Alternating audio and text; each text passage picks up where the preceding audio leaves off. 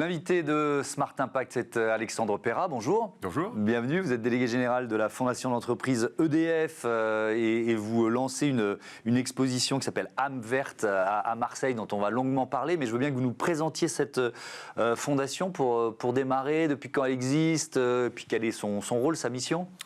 Oui, alors c'est une fondation qui a presque 40 ans, c'est une fondation d'entreprise, donc très proche du groupe EDF, qui nous finance, avec un budget de 10 millions par an, et qu'on met au service de la transition écologique et sociale. Alors, sur deux aspects.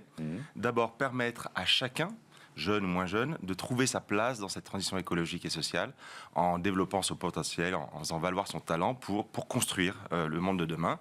Et pour ça, on aide des associations à lever les freins sociaux, les freins économiques, les freins géographiques, quand on n'est pas né au bon endroit, ou même le handicap, pour permettre justement, par l'éducation et la formation, la libération du talent. Ça, c'est le premier enjeu de la fondation EDF. Et puis, il ne suffit pas que chacun puisse embarquer. Il faut aussi qu'on embarque ensemble dans la transition écologique et sociale, qu'on puisse s'interroger dans un monde qui est de plus en plus polarisé, fragmenté socialement, être capable de dessiner un chemin commun, on voit que c'est tout l'enjeu. Et là, on y va par l'art contemporain comme moyen d'éveiller les esprits, l'esprit critique, créer ce dialogue, créer de l'émotion autour de sujets de société, de manière à pouvoir se dessiner ce chemin commun. Et ça donne des expositions. Et ça nous ramène à cette exposition avec un nouveau mandat qui a été lancé il y a quelques mois pour 5 ans. L'ambition affichée, éclairons les avenirs.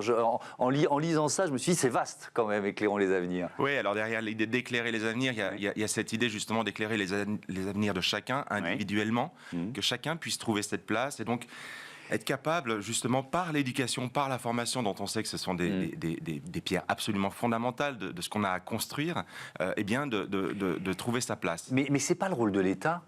Alors on pourrait se dire, mais pourquoi c'est à une fondation d'entreprise de faire ça, quoi ? De tout temps, la philanthropie est venue pallier parfois les manques, aussi apporter des innovations. Nous, notre rôle, il est d'accompagner des associations qui testent des nouvelles choses pour ensuite les faire grandir, les explorer d'abord, démultiplier ensuite, et puis peut-être inspirer, y compris parfois l'éducation nationale dans certaines pratiques innovantes. Alors donc cette exposition âme verte, ça se passe à Marseille, à la friche La Belle de Mai. Le choix du lieu ne doit pas être totalement anodin. Pourquoi Marseille ? Pourquoi ce lieu ? Puis ensuite on va visiter l'expo grâce à vous. Oui, alors d'abord on expose dans différentes villes. Alors il se trouve que Marseille, il y a ce lieu formidable qui est la friche La Belle de Mai, qui est un tiers-lieu d'innovation, de création, d'innovation sociale, très connecté à l'écosystème des associations, dans un quartier très particulier, très vibrant, très vivant. Et donc, ça a été une rencontre entre l'entreprise EDF et puis la friche La Belle de Mai. Et on s'est dit, c'est un bon lieu pour venir exposer une expo qui avait été créée d'abord en 2020 et qui avait, du fait du Covid, pu ouvrir seulement 1 mois. On a décidé de la reprendre à zéro. C'était trop frustrant, donc on a décidé de la reprendre à zéro avec le commissaire Paul Ardenne. On a gardé certaines des œuvres, ajouté beaucoup d'artistes, et c'est une nouvelle exposition parce qu'entre 2020 et 2024, le rapport à l'environnement a beaucoup changé. Et alors on y voit quoi dans cette exposition ? Alors on y découvre une petite trentaine d'artistes, 27 exactement, qui font des installations, de la vidéo, de l'architecture aussi, qui interrogent notre rapport à l'environnement. L'humain et la nature, l'humain et l'environnement. L'humain et la nature, la société et la nature, et comment est-ce que on est en train de passer d'un monde où il s'agissait, comme dit Descartes, de se rendre maître et possesseur de la nature, et dont on voit toutes les limites aujourd'hui, à un rapport où on est plus dans une collaboration intelligente avec la nature. Alors ce sont des artistes qui vont, pour certains, alerter, d'autres qui vont, au contraire, essayer de montrer qu'il y a des solutions. Oui, c'est une vision assez positive aussi, quoi. On n'est pas dans la culpabilisation. Non, surtout pas. Surtout pas. Il s'agit aussi de regarder la réalité en face. Bien sûr. Il y a des choses qui ne vont pas. Bien sûr. Et on a des artistes qui le disent, qui le crient. Et puis il y en a d'autres qui veulent montrer qu'on peut coopérer avec la nature et qu'on peut s'inspirer de la nature via l'art. Pourquoi l'art, c'est un levier efficace, d'après vous ? Parce que je pense qu'au-delà des mots, des idées dont on sait qu'elles passent, on les entend, on les discute, on les débat, elles passent. L'art peut émouvoir, peut déplacer, peut choquer, peut faire sourire, peut créer une émotion. Et dans cette émotion, il y a la possibilité d'avancer un peu, de déplacer son point de vue. Voilà. Je pense que les deux sont complètement complémentaires. Et c'est pour ça d'ailleurs que toutes les expos qu'on fait à la Fondation EDF ont toujours un double commissariat. Un commissariat artistique et un commissariat scientifique.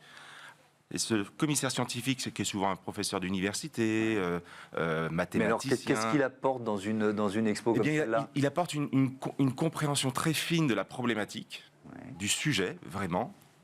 Et le commissaire artistique apporte sa connaissance de l'art. Mais ensemble, ils doivent créer cette expo, choisir ensemble les œuvres qui assument un propos qu'ils ont créé ensemble. Les œuvres, elles sont créées pour l'exposition. Vous avez choisi les artistes en leur donnant carte blanche, en disant voilà le thème, allez-y. Ou alors elles existaient déjà. Non, elles existent déjà, souvent. Parfois, il y a des œuvres qui sont produites spécialement pour l'expo. C'est un mixte. Là, en l'occurrence, beaucoup d'œuvres existaient. Et puis, surtout, on a voulu mettre en visibilité des artistes de Provence-Alpes-Côte d'Azur aussi. Donc, parce qu'il y a c'est assez vibrant, cette région, de ce point de vue. Et donc, on a voulu les mettre aussi en avant. Il y a une dimension de mécénat territorial aussi, c'est ce que je comprends ? Ça, c'est très important. On est une fondation d'entreprise qui est très engagée sur le plan social. On ne fait pas de la culture juste pour faire de la culture et s'adresser à un public qui vient spontanément dans les expositions. Ce qui nous intéresse, c'est d'aller chercher le public qui ne vient pas. Et il se trouve que comme on investit tous les ans dans 300 projets d'associations, ça nous permet d'avoir ce lien de confiance avec les associations. Et je dirais une part majeure et sur laquelle on investit beaucoup du public qui vient voir les expos, ce sont ces associations. Ce sont les bénéficiaires des associations qui viennent pour la première fois, parfois au musée. Alors, c'est quoi les retours ? Alors là, elle vient d'ouvrir l'exposition, les premiers retours d'expérience, justement, je sais pas, j'imagine des jeunes, des moins jeunes qui rentrent pour la première fois en se disant tiens, allez, je vais être confronté à de l'art. Oui, c'est l'étonnement, c'est souvent l'étonnement, c'est souvent l'étonnement aussi d'un sujet difficile. L'anthropocène, du coup, ça fait. Voilà, ça c'est un mot qui fait peur. Ça fait peur, hein, et qui est traité de manière sympathique, parfois légère même, qui permet de sourire, et puis qui à d'autres moments nous alerte. Voilà. Donc cette idée que c'est pas perdu, quoi. On peut bouger, on peut avancer. Est-ce que les visiteurs d'une exposition comme celle-là deviennent des prescripteurs ? Vous voyez ce que je veux dire ? Oui, bien sûr, on a beaucoup. Alors là, ça, on le suit. On a beaucoup de recommandations, beaucoup d'enseignants aussi qui emmènent leurs élèves découvrir l'expo et qui souvent voient arriver une classe, puis une deuxième classe, puis une troisième classe, puis à la fin, c'est tout le collège qui est venu. Ça, c'est évidemment le bouche à oreille, c'est ce qui fonctionne le mieux, évidemment. Je voudrais qu'on prenne un peu de temps. Il nous reste un peu moins de 2 minutes pour parler d'autres actions menées par la Fondation EDF. Il y en a une, par exemple, l'École du Monde à Madagascar. C'est quoi ? De quoi il s'agit ? Alors ça, c'est une très belle illustration de la complémentarité entre l'axe culturel et l'axe associatif, puisque maintenant, ça fait 10 ans qu'on soutient un projet d'école à Madagascar, dans un territoire qui est vraiment pauvre, très mal équipé, et dans lequel on a soutenu la création d'une école maternelle, puis aujourd'hui d'un collège et demain d'un lycée.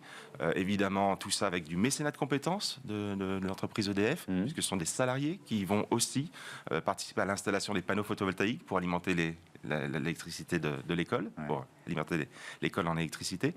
Et il se trouve que lorsqu'on a fait cette exposition âme verte, on s'est rendu compte que ce projet était aussi un projet architectural qui voulait, de la manière même dont il était conçu, répondre à la question de l'anthropocène en utilisant des matériaux ultra recyclés, voilà, quelque chose à la fois sur le plan architectural, artistique, parce que c'est beau, et socialement très utile, montrer qu'il y a une espèce de cohérence entre tout ça.